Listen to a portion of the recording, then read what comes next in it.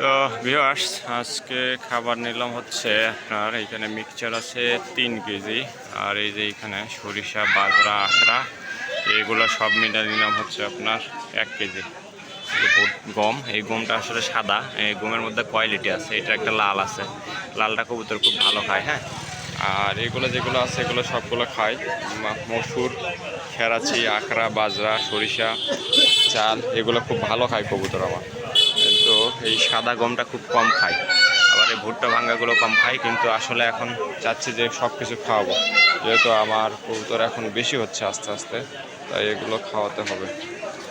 আর না খাইলেও খাওয়াতে হবে, কেননা এগুলো না হলে প্রয়োজনীয় যে পুষ্টি উপাদান এটি পাবে না কবুতর, যে কারণে আমাকে এগুলো নিতে হচ্ছে এখন। হ্যাঁ, আর আস্তে আস্তে যেহেতু কবুতর বাড়তি হচ্ছে, এখন অলরেডি 13 জোড়া আমার কাছে আছে, আরও হয়তো বা 5 জোড়ার মতো বাড়তি করব, মানে টোটাল 18 জোড়া রাখার মতো আমার কাছে যে খোপ বা ঘর এইটা আছে, এইটার মধ্যে আসলে এই 18 জোড়া রাখবো।